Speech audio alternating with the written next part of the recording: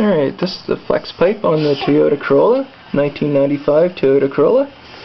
You can see there's a nice big crack in it right there. We're going to be cutting this out today and clamping in a new one.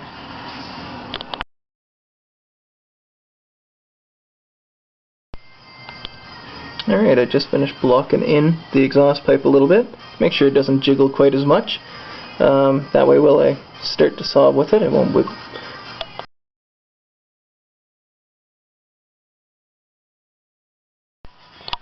As you can see, I already started cutting down with the reciprocating saw some. I have it all blocked up and stuff. You need to keep replacing the wood to make sure that it stays nice and tight. But you just cut outside of the weld, and you can chop it downwards afterwards. And then after that, we'll do the other side. It's just easier to do this side first since it wobbles more.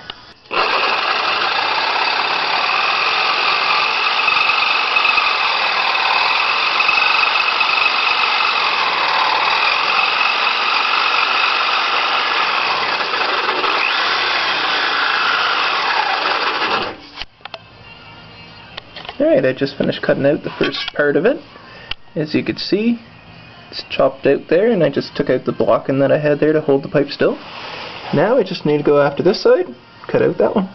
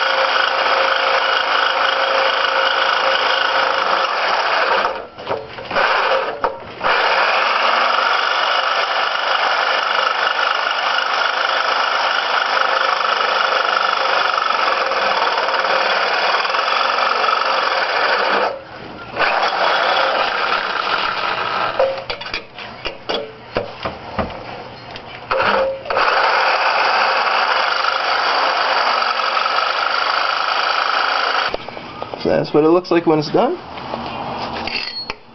And this is the new one that needs to go in.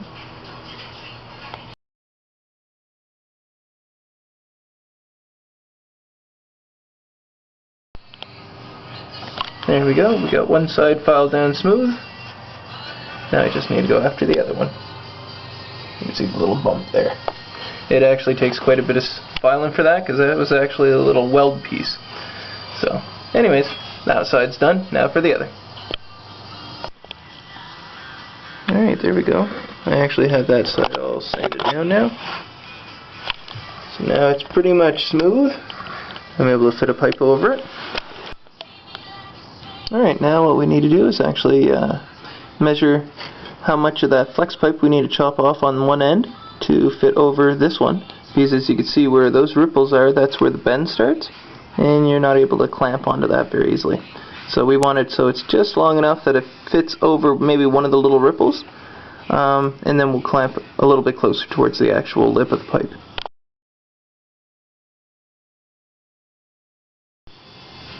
There we go. So that's what it ends up looking like with it on there. It's chopped so it doesn't go up into the ripples too much. Now we just need to measure for the back wall.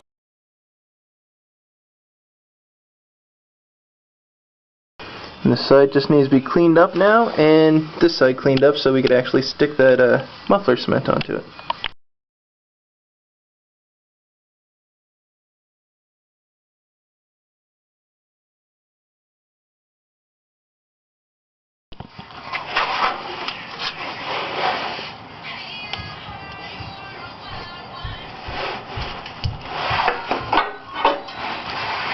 Okay, Tash, can you pull it back some?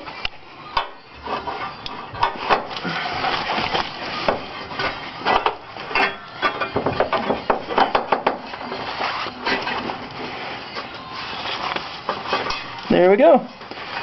So that's the test. We just finished cutting off a little bit off this. Just kind of took off a little bit by pushing that back and then measuring how much we need to take off to be able to slide the pipe into it. So this is just a loose test. Okay, take it out, Ted. There we go. So that's how we figured out. You can see that's as far as we could have pushed it back. There we go. Now we're just applying some of the muffler cement. Not the best stuff to have on your fingers, so I'm just using a paper towel. You want to goop on quite a bit of it onto the male end here. Just slap it all on there. It's kind of hard to do with one hand, so I'm going to use both hands and shut off the camera again. But as you can see, we just need to cover all the way around this, and make sure you get the edge too, because that's going to be one of the maiden surfaces.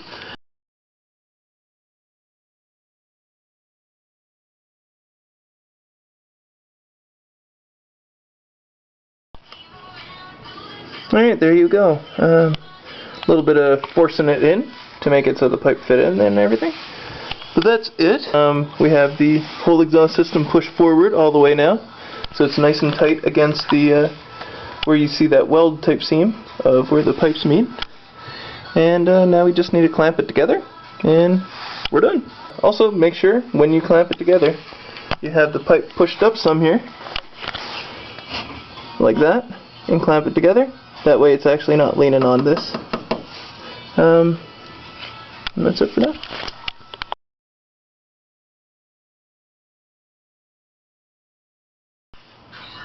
Alright, now it's all tightened up. As you can see, you actually bend the brackets, or the U-bolts a little bit. They bend when they're fully tightened. And you might be amazed at how much force you actually need to put onto those things to continue to squeeze that pipe. It's a lot more than you might think, so just be ready for that. Keep going until you can tighten them up and you feel that it doesn't move at all with a fairly strong force. I'll show you what I mean here. I'm wiggling it pretty hard, and it's actually moving the exhaust, and it's moving where it connects onto the motor itself. So you know it's nice and strong at that point.